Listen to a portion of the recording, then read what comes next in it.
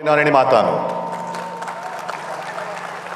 हल्ली काय होतंय, कोणत्या तरी एका शब्दाचा अर्थाचा अनर्थ केला जातो आणि मी नाशिकच्या सभेत काल याचं स्पष्टीकरण देण्याची गरज नाही. मी नेहमी माझ्या भाषणाची सुरुवात जमलेल्या माझ्या तमाम हिंदू बांधवांनो, भगिनींनो आणि मातांनो अशी करतो. पण आता देशाची लढाई आहे म्हणून मी देशभक्त हा शब्द वापरला. तर या आता गद्दारांचा चेहरा पाहिला तुम्ही. मी सांगितलं बंद कर रे, हे गद्दार नकोत मला आता. त्यांच्याकडनं झालेली स्तुती पण नको आणि त्यांचे चेहरे पण नकोत.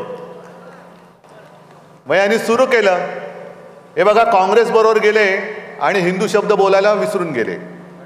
मग त्यांना मी विचारतोय, हिंदू काय देशभक्त नाही आहेत काय? आणि तुम्ही सुद्धा कोण आहात? तुम्ही नमो भक्त आहात, तुम्ही थोडीच देशभक्त आहात. हे सगळे जे आता फिरतायत सगळीकडे, हे तसं पाहिलं तर नमो रुग्ण आहेत, कारण यांना खरं काय ते दिसतच नाहीये. तुमच्यासमोर आता प्रश्न आहे. आपल्याकडे येण्याच्या आधी मी डोंबिवलीमध्ये गेलो होतो. काय कोणास ठाऊक, 2 दिवसापूर्वी सभा होती, त्याही वेळेला वादळ झालं. मधले 2 दिवस चांगले गेले. आज डोंबिवलीत पोचलो, परत तिकडे तुफानी पाऊस, इकडे पण पाऊस झालाय. म्हटलं कोण परत गुवाहाटीला गेलं की काय रेडा कापायला, यांची सभा होऊ नये म्हणून. पण त्यांना कल्पना नाही, तुम्ही किती रेडे कापले तरी आम्ही सुद्धा काय कमकुवत आशीर्वाद घेऊन जन्माला नाही आलेलो. मी भाषणाला सुरुवात केल्यानंतर पाऊसच थांबला.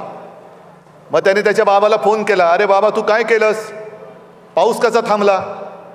बाबा बोलला, अरे माझीच पॅन्ट भिजलेत, मी काय करू. हे पावसामध्ये कारण बाबा होता ना तिकडे. कोण बाबा तुम्हाला माहिती आहे. हे जाऊ दे. असे सगळी ज्यांच्यामध्ये आत्मविश्वास नाही अशा लोकांनी शिवसेनेबरोबर टक्कर घेण्याची हिंमत करू नये. हे सगळे शिवसैनिक बघा कसं आणखीन उसळून वर आलेलं आहे.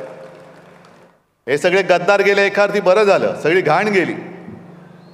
आणि महाराष्ट्रामध्ये मी फिरतोय, बहुतेक जिथे जिथे गद्दारी झाले तिथे नवीन लोक येत आहेत आणि मला सांगतात की साहेब आम्ही यांच्यामुळे शिवसेनेत येत नव्हतो. म्हटलं बरं झालं, सडलेली पानं झडली ती, बरं झालं. सडलेली पानं आहेत.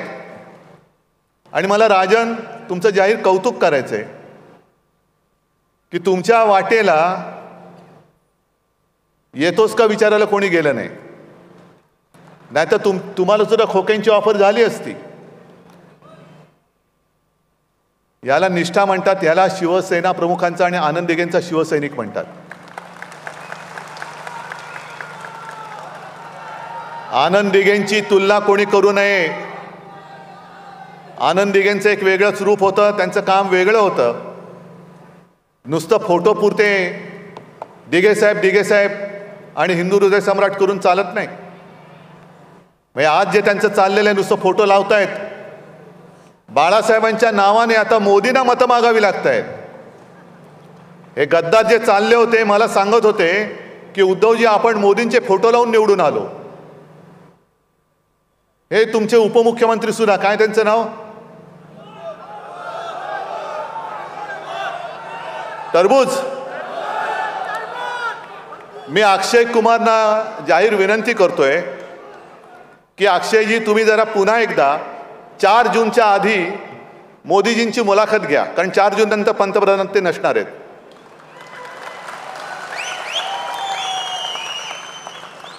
आणि 4 जूनच्या आधी मुलाखत घेतल्यानंतर त्या मुलाखतीत एक प्रश्न जरूर विचारा, जसा तुम्ही गेल्या मुलाखतीत विचारला होता की तुम्ही आंबा कसा खाता,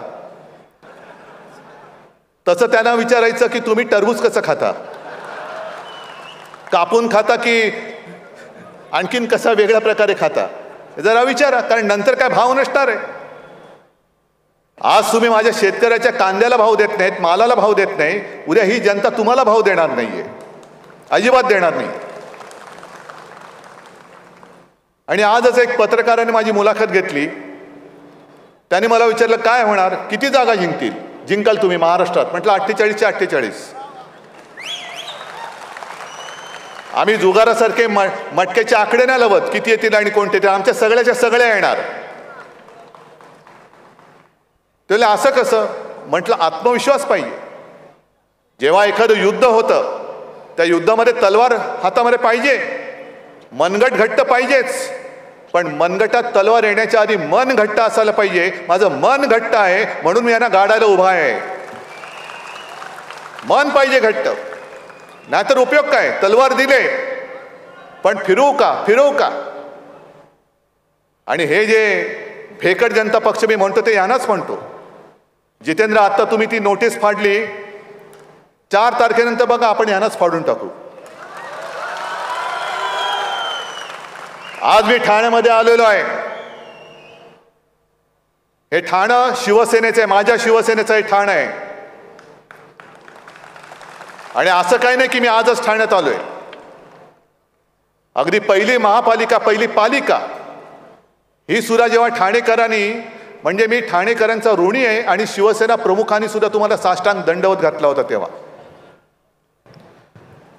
कारण 67-68 साल असेल. पहिल्या प्रथम विजयाचं माप कोणी जर का शिवसेनेच्या पदरात टाकलं असेल ते माझ्या ठाणेकरांनी टाकलेलं आहे. आणि मला आठवत आहे की 2012च्या महापालिका निवडणुका फेब्रुवारीमध्ये झाल्या. शिवसेना प्रमुखांची तब्येत एकदम काही ठणठणीत नव्हती, पण मला त्यांनी सांगितलं की उद्धव, मला 2 सभा घ्यायच्याच आहेत. म्हटलं कुठे घ्यायच्या? एक शिवाजी पार्कवर तर घ्यायचीच आहे मला, आणि दुसरी म्हणाले माझ्या ठाण्यात मला घ्यायची, मला ठाणेकरांना भेटायचं आहे. हे एवढं इतक्या वर्षाचं नातं. आणि पहिल्या निवडणुकीमध्ये मला आठवत आहे ठाणं तेव्हाचं वेगळं होतं. अगदी तेव्हा आपले पहिले नगराध्यक्ष ठाणेकरांनी निवडून दिले होते.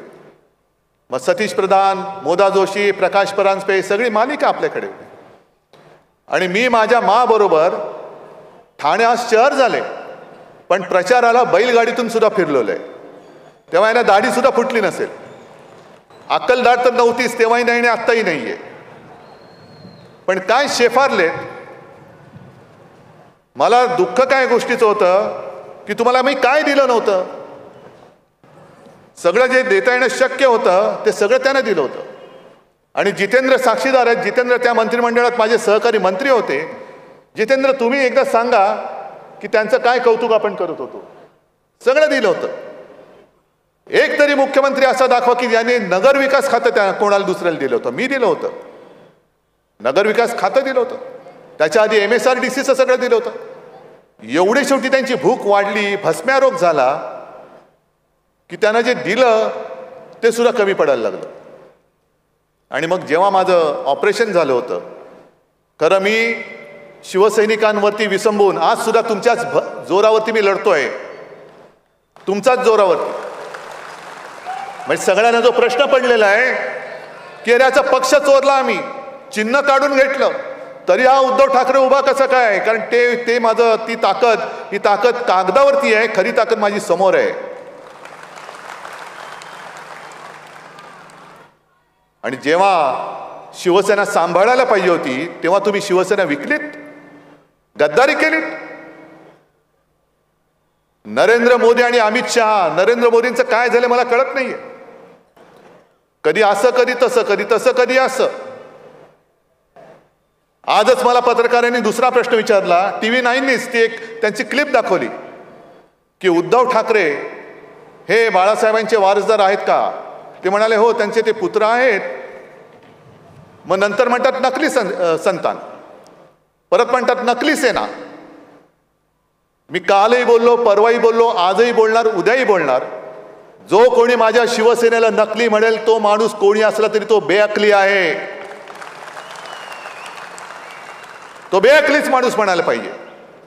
कारण स्वतः शिवसेना प्रमुखांनी या माझ्या सोन्यासारख्या शिवसेनेची जबाबदारी स्वतःहून माझ्याकडे दिली. मोदीजी, तुमच्या परमिशनची गरज नव्हती आणि नाही, आवश्यकताच नाहीये.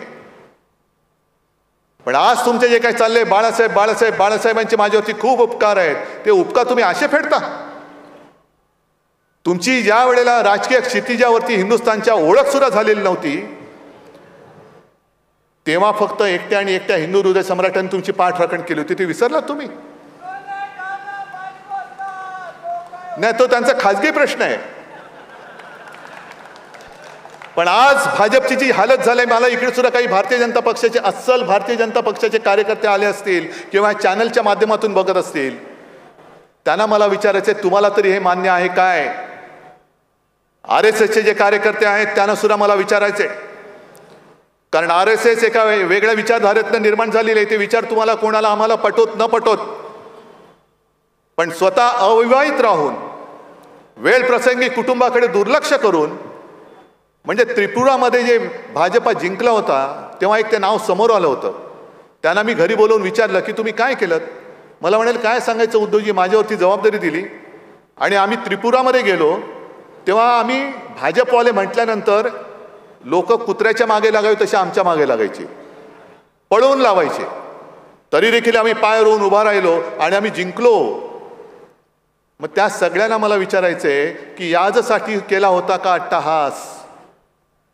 की आज तुम्ही जे निष्ठावंत भाजपा आहे कुठे? मोदीजी तुम्ही नकली सेना म्हणताय, पण तुमचा भाजपा त्याच्यामध्ये नकली झालाय. सगळे आयात भाडोत्री सगळे तुम्ही, आमची मुलं तुम्ही घेतलेली आहात. मध्ये ते जे काय बोलले होते की काँग्रेस सत्तेवर आली तर ज्याची मुलं जास्त आहेत त्याला तुमची संपत्ती वाटून टाकतील. अहो, तुम्हाला राजकारणामध्ये पोरं होत नाही, त्याच्यात आम्ही काय करू? आमचा काय दोष येतो? मग तुम्ही गद्दारी करून दुसऱ्याची पोरं घेता. बरं, तुमच्याकडे पोरं नाही आहेत म्हणून आमचे गद्दार घेतले, तुमच्याकडे नेते नाहीत म्हणून ते घेतले, उमेदवार सुद्धा तुमच्याकडे नाहीये. काय झालं असतं, इकडनं एखादा चांगला भाजपचा कार्यकर्ता दिला असता तर लढाईला मजा तरी आली असती. द्यायचा होता भाजपचा कार्यकर्ता, का भाजपकडे कार्यकर्ते नाही आहेत? पण तुम्ही एवढ्या खस्ता खाल्ल्या, एवढी मेहनत केली आणि गद्दारांच्या सतरंजा उचलायला तुम्हाला तुमचं नेतृत्व लावतंय, ह्याच्यात तुमचं आयुष्य घालवतंय फुकट. मग जसं मोदी मला डोळा मारतायत तसं मी त्यांना सांगतोय की तुम्ही जे पक्ष तुमचा विकणार आहेत त्यांच्या नादी लागू नका. या हिंदुत्वाचा विचार आहे ना, या माझ्यासोबत या भाजपवाले जे अस्सल भाजपवाले आहेत, अस्सल जे संघाचे कार्यकर्ते आहेत, नेऊ आपण आपला हिंदुत्वाचा झेंडा पुढे. आणि हे हिंदुत्व भाजपच्या हिंदुत्वासारखं नाहीये. भाजपचं जे हिंदुत्व आहे ते घर पेटवणारं हिंदुत्व आहे आणि आपलं शिवसेनेचं हिंदुत्व हे घरातली चूल पेटवणारं हिंदुत्व आहे. हा फरक आहे, हा फरक आहे मोठा. एक हे घेऊन जाऊ कागद उडतील लोक, हा मोठा फरक आहे. म्हणजे झालंय असं की आजपर्यंत गेल्या 2 निवडणुकांमध्ये असं कधी झालं नव्हतं. मोदी बोलायचा आणि देश हालायचा. आता मोदी एकटेच हालताय, देश हालतच नाहीये. सगळीकडे फिरतायत, वणवण करतायत. हे असं का झालं? पहिल्यांदा त्यांनी नारा काय दिला, आपकी बार 400 पार. तुम्ही काय बोललात? आपकी बार तडीपार. मग त्याच्यानंतर मध्येच त्यांनी काय काढलं, घराणेशाही. मी उभा राहिलो, मी आहे घराणेशाहीचा पाईक. आता त्या घरामध्ये माझा जन्म झाला. मोदीजी तुमच्या पोटात का दुखतं? मला माझ्या आई वडिलांचा अभिमान आहे आणि मी तयार आहे. माझ्या आधीच्या 7 पिढ्यांचा इतिहास मोदीजी मी सगळ्यांसमोर सांगायला तयार आहे. तुम्ही तुमच्या 7 पिढ्यांचा इतिहास सगळ्यांसमोर सांगा. पण एका बाजूला तुम्ही घराणेशाहीचा उद्धार करता. मगाशी डोंबिवलीला गेलो होतो, तिकडे घराणेशाहीमध्ये त्या गद्दाराच्या पोराला कसं काय उमेदवारी दिली तुम्ही? घराणेशाहीचा तुम्हाला जर का एवढा तिटकारा आहे तर गद्दारांची घराणेशाही चालते. मग गद्दारांची घराणेशाही चालत असेल तर शिवसेना प्रमुखांची तर सोडूनच द्या. ज्या व्यक्तींनी महाराष्ट्रामध्ये भारतीय जनता पक्ष वाढवण्यासाठी खस्ता खाल्ल्या त्या प्रमोद महाजनच्या मुलीला पूनमला तुम्ही मुंबईमध्ये उमेदवारी का नाही दिलीत? काय गरज होती? का कापलं तिची उमेदवारी? काय तिची चूक काय आहे? तिच्यात कमी काय आहे? हे मोदीजी सांगा ना. तुम्ही उद्या येताय ना मुंबईत, सांगा. मी तुम्हाला जाहीर आव्हान देतोय की तुम्ही आमच्या प्रमोदजींच्या मुलीची उमेदवारी का कापलीत? काय कारण आहे? म्हणजे तुम्ही म्हणाल त्या दिशेने आम्ही जायचं आणि आता त्यांनी ते घराणेशाहीचं झालं. मग परत सुरू झालं हिंदू मुस्लिम हिंदू मुस्लिम हिंदू मुस्लिम हिंदू मुस्लिम. तुम्ही एक काहीतरी दिशा तर ठरवा. कालपर्यंत तुम्ही मुसलमानांना शिव्या घालत होतात, अचानक तुम्हाला साक्षात्कार झाला की मी लहान असताना मुस्लिम कुटुंबासोबत वाढलेलो आहे. आहेत का कोणी मुस्लिम इकडे आलेत? आहेत ना. मी म्हणे ते ताजियाच्या मिरवणुकीत खालून गेलेलो आहे. ईदला आमच्याकडे स्वयंपाक व्हायचा नाही, आमच्याकडे मुस्लिम कुटुंबियांकडनं जेवण यायचं. मग मोदीजी ते जे काही जेवण यायचं त्याच्यामध्ये तुम्ही आज ज्याच्यावरती बंदी घातले ते पण होतं का? ते पण तुम्ही खाल्लेत का? कारण अमित शहा आज बोललेत कुठेतरी की मोदीजींना म्हणजे संपूर्ण देशाचे प्रश्न एका बाजूला, मोदींना तिसऱ्या वेळेला का पंतप्रधान करायचं? तर जे गोहत्या करतील त्यांना आम्ही उलटं टांगून सरळ करू. अरे मग सरळ करायचं तर उलटं कशाला करतं? ते सरळच आहेत ना. म्हणजे आधी उलटं टांगायचं मग सुलटं करायचं, हेच खेळ खेळायचे. मग 10 वर्ष तुम्ही काय करत होता? गोहत्या बंदी तुम्ही म्हणताय. आता तिसऱ्या वेळेला मोदींना फक्त जो गोहत्या बंदी करेल त्याला आम्ही उलटा टांगून सुलटा करू, एवढ्यासाठी देशाच्या पंतप्रधानाचं काम नाहीये. तुम्ही गोमाता माना जरूर माना, पण त्याच्या आधी माझ्या मातेच्या रक्षणाचं काय ते तुम्ही मला पहिलं सांगा. आणि तुम्ही आम्हाला सावरकरांमधनं जे प्रश्न विचारता, जा वाचा, सावरकरांचे चरित्र वाचा. आणि सावरकरांनी गायीबद्दल काय लिहिलेलं आहे हे विचार तुम्हाला मान्य आहेत का? हे मोदीजी तुम्ही उद्या सांगाच. काय लिहिलंय सावरकरांनी गायीबद्दल? तुम्ही गायीबद्दल का बोलता? महागाईवरती का नाही बोलत? महागाईने सगळे त्रस्त आहेत, जनता आक्रोश करते. पण त्याच्याबद्दल 25 सभा मोदींनी महाराष्ट्रामध्ये घेतल्या, पण या 25 सभेमध्ये मोदींनी महागाईचा म तरी बोलले नाही बोलले. मग भीती कसली दाखवतायत? मुसलमान काय करतील? मुसलमान आलेत ना आमच्यासोबत,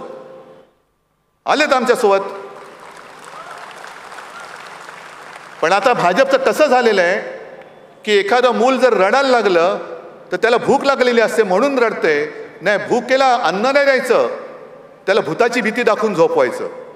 आता मूल रडते, त्याच्या पोटामध्ये अन्नाचा कण नाही. 10 वर्ष तुम्ही तुमचे सगळे बँक अकाउंट सगळे फुगले, पण त्याच्या पोटामध्ये अन्नाचे 2 घास गेलेले नाही आहेत. तो भुकेने कळवळतोय, भुकेने रडतोय. बघ भूत येईल.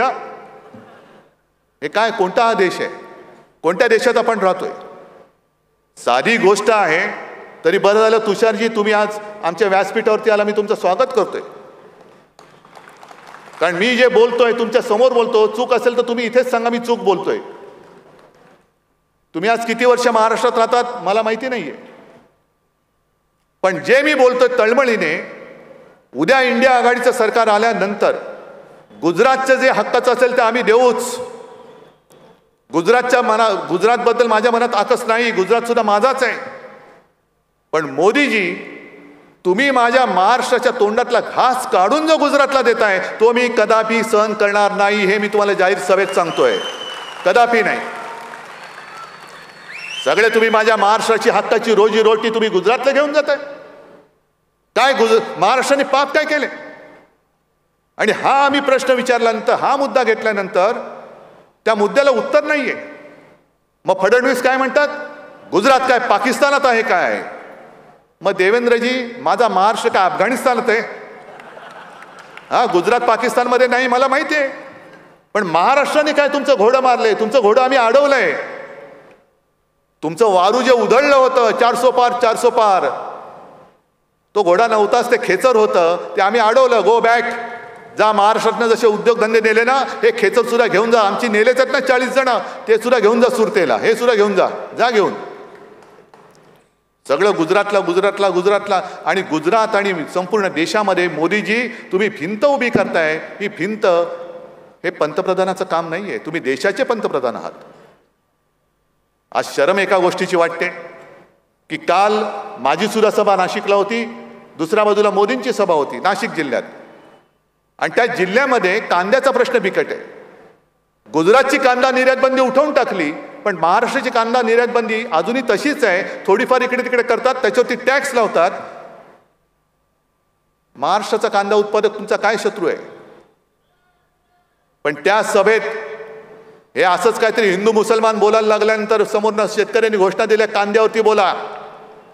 त्याला पकडून पोलिसांनी बाहेर नेलाच. पण मोदीजीने काय केलं? घोषणा द्यायला लागले, भारत माता की जय, भारत माता की जय. मग मला मोदीजींना विचारायचे, मोदीजी तुमची भारत माता नेमकी आहे कुठे? तुमची भारत माता आहे कुठे? ही माझी भारत माता माझ्या समोर बसलेली, ही माझी भारत माता आहे. भारत माता म्हणजे आहे तरी काय? हे इकडे चित्र आहे, ते भारत मातेचं चित्र आहे. काय भारत माता फक्त चित्रामध्ये?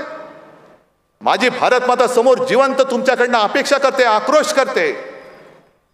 शेतकरी आक्रोश करतायत, महिला आक्रोश करतायत. गुजरात जर का पाकिस्तानमध्ये नसेल तर काय मणिपूर पाकिस्तानमध्ये?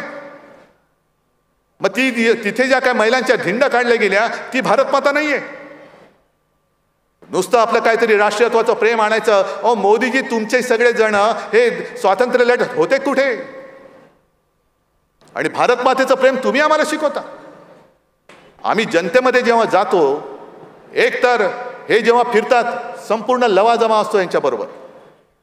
आपले शिवसेना प्रमुख जे बोलायचे की निवडणूक आल्यानंतर कोणी पंतप्रधान असता कामा त्यांनी राजीनामा दिला पाहिजे आणि देशात राष्ट्रपती राजवट लागली पाहिजे.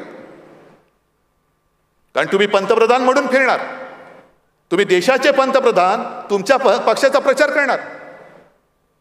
मग इकडे येऊन तुम्ही गद्दाराचा प्रचार करणार असाल तर माझ्या राजांचा प्रचार का नाही करालेत? तुम्ही देशाच्या आत्ता गेल्या वेळेला राजांनी सुद्धा तुम्हाला पाठिंबा दिला होता. पण तुम्ही सगळा लवाजमा म्हणजे येतील, विमानाने आले तर एअरफील्ड बंद, रस्त्याने जाणार तो रस्ता बंद. काल कल्याणमध्ये होते, कल्याणमध्ये अघोषित बंद. त्याच्याहून जास्त लज्जास्पद गोष्ट, काल मुंबईमध्ये त्यांचा जो रोड शो झाला, त्या रोड शो मध्ये त्याच्या 2 दिवस आधी ती जी दुर्घटना घडली होती, जे मोठं होर्डिंग पडलं होतं, त्याच्या खाली अजूनही माणसं अडकलेत असं म्हणतात. बचाव कार्य अजूनही सुरू आहे. त्याच भागामध्ये थोडेसे 2 गल्ल्या सोडून मोदीजी तुम्ही कसला तमाशा केलात? कोणाला तुम्ही शो केलात? कसला शो केला? तुमच्या अहंकाराचा शो केला. एवढी निर्दयता तुमच्यात आली कुठून? आणि त्याहीपेक्षा भयंकर आणखीन, अचानक मेट्रो बंद करून टाकल्या, अचानक तिथले रस्ते बंद करून टाकले. तिथल्या महिला सुद्धा अशा चिडल्या, त्या म्हणाल्या आम्ही काय झालं तरी यांना मत नाही देणार, आता अजिबात देणार नाही. अनेक महिला ज्या घरी निघाल्या होत्या, घरी त्यांची बाळं वाट बघत होती, ते म्हणाले आम्ही करू काय? आमचे सगळे जाण्याचे मार्गच बंद केले, ह्यांना बघून आम्ही करू काय? टीव्हीवरती दिसतात ना. काय फरक काय पडतोय? टीव्हीवरती बघितले काय आणि समोर बघितले काय? फरक काय पडतोय? पण तुम्ही लोकांची कदर करत नाही. भारत माता की जय यावं, हीच तर भारत माता आहे, हीच माझी भारत माता आहे. भारत माता, देश म्हणजे देशातली माणसं आहेत, देशातले दगडधोंडे म्हणजे देश नव्हे.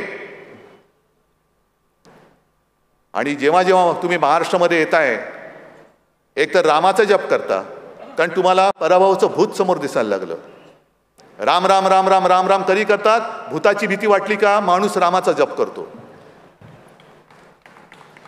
आता यांना ज्याच्याकडनं पराभव होणार त्याची भीती वाटते, म्हणून ते उद्धव ठाकरेचा जप करतायत. सगळीकडे जातील तिकडे नकली सेना, नकली सेना, नकली संतान. बोला, तुमचे 4 दिवस आता राहिलेले आहेत, 4च दिवस राहिलेत. त्याच्यानंतर 4 जून नंतर मोदी पंतप्रधान नसतील, हे आज लिहून ठेवा, आज लिहून ठेवा. आणि त्यांना मी दोष देत नाही. त्यांचं जे असं तळ्यात मळ्यात मग कोणाच्या तरी गळ्यात असं जे काय चालतं, हा त्यांना दोष देता येणार नाही. मी आज टोमणा नाही मारत आहे, खरं सांगतोय. कारण आपण 2 दिवस नाही झोपलं तर किती मनावरती ताण येतो. येतो ना, येतो की नाही येत? डोळे चुरचुरायला लागतात, मन असं बधीर होतं, बुद्धी थोडीशी इकडे तिकडे हलते. हे तर 10 वर्ष नाही झोपलेले. आता 10 वर्ष झोपले नाहीत तर मेंदूला शीण आला असेल की नसेल? बरं, पंचायत अशी झाले की आता पातंजलीचं तेल पण लावता येत नाही, कारण त्याच्यावरती कोर्टाने बंदी आणलेली आहे. मग अमिताभ बच्चन जे वापरतात थंडा थंडा कूल कूल, ते थोडं भाजपवाल्यानं थोडंसं त्यांच्या टाळूवरती घाला आणि थोडा आराम द्या. हे शिवसेना म्हणे काँग्रेसमध्ये विलीन होणार, तुम्हाला कोणी सांगितलं? आम्ही 25-30 वर्ष भाजपासोबत राहिलो, काय भाजपामध्ये विलीन झालो? पवार साहेब जे बोलले ते पवार साहेबांचा तो जो काय उल्लेख होता तो त्यांनी त्यांच्या विचाराने वेगळ्या यांनी केला होता. सगळे छोटे प्रादेशिक पक्ष पण मला चिंता आहे ती भारतीय जनता पक्षाची आहे. कारण 4 जून नंतर यांचं सरकार राहत नाही. 5 तारखेलाच भाजपा फुटेल पहिला. आणि मोदीजी तुम्ही शब्दाचे पक्के असाल तर 2 वर्षानंतर तुम्ही 75 वर्षाचे व्हाल तेव्हा तुम्ही राजकारणातून निवृत्त होणार. आमच्या इंडिया आघाडीकडे खूप चेहरे आहेत. तुम्ही जे म्हणता ना की दरवर्षी हे पंतप्रधान बदलतील, अहो म्हणजे याचा अर्थ तुम्ही मान्य केले की आम्ही सत्तेवरती येतोय. आमच्याकडे खूप चॉईस खूप आहे. पण भाजपाचा आता प्रश्न आहे. भाजपला आता कळलंय की मोदींचं नाणं चालत नाही. आता पर्याय द्यायचा कोण? ऐन वेळेला आता चेहरा बदलता येत नाही. मग मोदीजी 75 वर्षाचे झाल्यानंतर झोळी अडकून गेले, मग भाजपाच्या पदरात धोंडे. भाजप काय करणार? त्याच्यामुळे हे सगळं असं जे विचित्र चाललेलं आहे, हा विचित्रपणा आता आपल्याला थांबवावा लागेल. इथे जी काय गुंडागर्दी चाललेली, मला मागे कोणतरी बोललं की इकडे कोणतरी काय ती गोल्डन गँग होती. महापालिकेमध्ये सुद्धा भ्रष्टाचार. एक तर ठाणा महापालिका तर लुटलीच. मध्ये बातमी आली होती की महापालिकेच्या तिजोरीत फक्त 10 कोटी रुपये राहिलेले आहेत. म्हणजे कर्मचाऱ्यांचा पगार द्यायला आता पैसे नसतील. मुंबई महापालिका ते ओरबाडून खातातच आहे. त्यांचे सगळे मित्र हे तुम्हाला माहिती आहेत कोण कोण आहेत. हे सगळे ओरबाडून खात आहेत. म्हणजे एका गोष्टीचा मला अभिमान आहे किंवा होता की शिवसेनेच्या हातात मुंबई महापालिका होती. ती आत्तापर्यंत महापालिका विसर्जित होईपर्यंत 2012 साली 640 कोटीच्या तुटीमध्ये असलेली मुंबई महापालिका आत्तापर्यंत आपण 90,000 कोटीच्या प्लसमध्ये आणून दाखवली होती. 90,000 कोटीच्या ठेवी ठेवल्या होत्या. मग मोदीजी आले, आपलं सरकार पाडलं. मोदीजी आले आणि म्हणाले की एफडी में रख कर विकास नहीं होता जी, वो मेरे मित्रों के जेब में जाना चाहिए पैसा. सगळं आता तुम्ही चांगली आठवण करून दिली. अचानक त्यांना साक्षात्कार काय झाला? ये राहुल गांधी अब अडानी अंबानी पर क्यों नहीं बोल रहे? बताओ कितना ट्रक भर के, कितने टेम्पो भर के माल आपके पास उठाया आपने? अहो मोदीजी, काही वर्षांपूर्वी तुम्ही नोटबंदी केली होती. कशासाठी केली होती? काळं धन नष्ट करायला. आणि आता तुम्ही पंतप्रधान आहात. तुमचे ईडी, इन्कम टॅक्स, सीबीआय सगळे तुम्ही आमच्या शिवसैनिकाच्या मागे लावतात. त्या मडवीला तुरुंगामध्ये टाकता. आज सुद्धा माझ्या सैनिकांना नोटीस येते. येत्या काही दिवसात म्हणजे काल, आज आणि उद्यामध्ये अशी मला माहिती आहे की कदाचित चांगल्या कार्यकर्त्यांना अटका करतील. पोलिसांना सांगतो तुम्ही करून दाखवा. तुम्ही करून दाखवा. दिवस सगळ्यांचे सारखे नसतात. आज शेवटचा दिवस त्यांच्या सत्तेचा असेल, उद्याचा दिवस आमचा आहे. उद्याचा दिवस आमचा आहे. पण सगळ्या यंत्रणा तुमच्याकडे आहेत. तरी मोदीजी टेम्पो भर भर के माल कैसे जा रहा है आपको पता नहीं. आणि जर टेम्पो भरभरून काळा पैसा तिकडे जात असेल तर मग नोटबंदी तुम्ही केली, ती फसली, त्याची कबुली आहे की नाही हे तुम्ही सांगा सगळ्या जनतेला. मग तुमची प्रत्येक पावलं चुकतायत. एक तर आता तुम्ही म्हणताय, जसं देवेंद्र फडणवीस म्हणाले की उद्धव ठाकरेंच्या सभेत पाकिस्तानचा झेंडा होता. अरे मी कुठे पाहिला पाकिस्तानचा झेंडा? तुम्हाला कसा कळला? मी थोडीच गेलो होतो नवाज शरीफचा केक खायला. तुमचे नेते गेले होते. आता त्यांनी तिकडनं पाकिस्तानचा झेंडा आणला म्हणून देवेंद्र तुम्हाला माहिती असेल. मला माहित नाही पाकिस्तानचा झेंडा कसा दिसतो. प्रश्न तसेच राहिलेले आहेत. आज सुद्धा सोशल मीडियावरती मोदीजींच्या जुन्या क्लिप्स आहेत ना, उपलब्ध आहेत की मतदानाच्या दिवशी मतदान करायला निघताना गॅस सिलेंडरला नमस्कार करून निघा. कारण तेव्हा गॅस सिलेंडरचा भाव होता 400, म्हणून त्याला आता पाहिजे तो 400 गॅस सिलेंडरचा. आता किती झाला? 1000च्या वर. मग तुम्ही एक तरी गोष्ट अशी सांगा की जी लोकांना समाधान देणारी आहे. परदेशामध्ये काळं धन होतं ते तुम्ही आणून लोकांच्या खात्यात 10-15 लाख तो ऐसे ही दे देंगे. आले कोणाच्या खात्यामध्ये? कोणाच्याच खात्यात नाही. पण भाजपच्या खात्यात किती आले? जे काँग्रेसने 70 वर्षात नाही केलं ते आम्ही करून दाखवलं. बरोबर आहे, मोदीजी बरोबर बोलताय. कारण 70 वर्षात काँग्रेसला जमलं नव्हतं ते तुम्ही 2-2.5 वर्षामध्ये निवडणूक रोख्यांच्या माध्यमातून करून दाखवलं. काँग्रेसच्या खात्यामध्ये 500-600 कोटी आणि तुमच्या खात्यात 10,000 कोटी. कोणी लुटला देशाला? कोणी लुटला? आज सुद्धा राजनजी तुम्ही बसला तिकडे आहे. म्हणजे राजन आपले विचार वेगळे, आपले राजन राजे, तुम्ही कामगारांचे प्रश्न हाताळता. मला सांगा हो, प्रत्येक वेळेला हे कंत्राटीचं घोडे केव्हापासून सुरू झालं? युनियनच करायच्या नाहीत, कंत्राटी पद्धत. अग्निवीरची योजना सुद्धा 4 वर्षासाठी. म्हणजे कंत्राटीचा अर्थ असा की तुम्ही किती चांगलं काम करा, पण तुमच्या मालकाच्या मर्जीवरती तुमचं काम उद्याचं अवलंबून असेल. काय करायचं तरुणांनी, कसं भविष्य घडणार? आज मोदी आणि अमित शहा तिसऱ्या वेळेला एक्सटेन्शन मागतायत.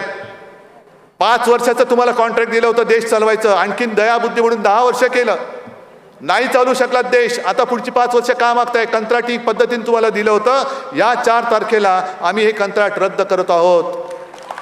आम्ही हे कंत्राट रद्द करतोय. सगळे जे काही कामगार कायदे तुम्ही आणू इच्छित होतात आणि काही आणले, हे सगळे उद्योगपतींना धार्जिणे काय रे? कामगारांचं हित काय? मला त्याही वेळेला हे सांगायचे की उद्धवजी, आपल्या देशामध्ये फक्त 7% कामगार हा ऑर्गनाइज्ड आहे, बरोबर ना? 7%. मग या 60%चं प्रतिनिधित्व कोण करतं? म्हणजे 93% कामगार हा असंघटित आहे. मग आपल्या देशाचा औद्योगिक चेहरा हा माझा शेतमजूर का नाही होत? का होतात अंबानी आणि अदानी, हे टाटा बिर्ला हे का होतात? हे 60% वाले. आणि मग साधा शेतकरी आला तर तुम्ही त्याला दिल्लीमध्ये प्रवेश बंद करता. हमी भाव देणार तुम्हीच बोलला होतात, आणि तो हमी भाव कधी देणार अजून मिळत का नाही हे विचारायला जेव्हा माझा शेतकरी उत्तरेतला हा दिल्लीकडे निघाला स्वतःच्या राजधानीमध्ये, तेव्हा जणू काही चीन येतोय अशा पद्धतीने त्याच्या मार्गामध्ये कुंपणं टाकली गेली, काटेरी तारा टाकल्या गेल्या, खिळे टाकले गेले. कमी पडते की काय म्हणून वरनं ड्रोनवरनं अश्रुधुराचे गोळे त्याच्यावर मारले. आणि ते जे पोलीस उभे केले होते, सैनिक उभे केले होते, ही सुद्धा शेतकऱ्यांचीच मुलं होती. त्या मुलांना त्याच्या बापावरती बंदूक रोखून तुम्ही उभं केलं होतं. हे काय आम्ही नुसतं उघड्या डोळ्याने बघत बसायचं? शेतकऱ्याला तुम्ही येऊ देत नाही, पण अदानी आल्यावर ते ताडकन उठून उभे राहता. मग कसला तुमचा कामगार आणि कसलं तुमचं सगळं काय? हे सगळे तुमचे जे काही खोटी अश्रू आहेत हे आता पुरे झाले. परवा त्यांनी अर्ज भरताना जे सांगितलं की 2014 में मैं यहाँ आया तो मुझे ऐसे लगा कि गंगा माँ ने मुझे बुलाया है. अब 2024 में मैं त्यांना गदगदून आलं, ऐसा लग रहा है कि गंगा माँ ने मुझे गोद ले लिया है. अच्छी बात है, आप नर्मदा माँ को भूल गए, अभी गंगा माँ को अपना लिया आपने. पर बीच में मोदी जी कोरोना के समय में गंगा में जो लाशें बह रही थी, तब गंगा के आंसू पूछने के लिए आप क्यों नहीं गए थे? तुम्ही आमच्यावरती जेव्हा टीका करता, कोरोनामध्ये भ्रष्टाचार केला, खिचडीचा घोटाळा. अहो, ज्या प्रज्वल रेवण्णा बलात्काराच्या प्रचारासाठी मोदीजी तुम्ही कर्नाटकात गेला होता, त्या कर्नाटकामधलाच तो यत्नाल म्हणून आहे, बसवगौडा यत्नाल यांचा आमदार, त्यांनी जाहीर आव्हान दिलं होतं भाजपला की मला नोटीस पाठवाच, मी भारतीय जनता पक्षाचा 40,000 कोटीचा कोरोना काळातला घोटाळा बाहेर काढल्याशिवाय राहणार नाही. काय केलं तुम्ही त्या बसवगौडाचं, काही यत्नाळचं? तो म्हणाला की सरकार आमचं होतं, पण घोटाळाच आहे. कोरोनासाठी जे हॉस्पिटलमध्ये ऍडमिट झाले होते त्यांना लाखो रुपयाची बिलं दिली गेली, आणि ह्या 40,000 कोटीपेक्षा जास्त घोटाळा हा भाजपच्या सरकारने कर्नाटकात केला. मग तुम्ही आमच्यावरती बोटं दाखवता, खिचडी खाल्ली.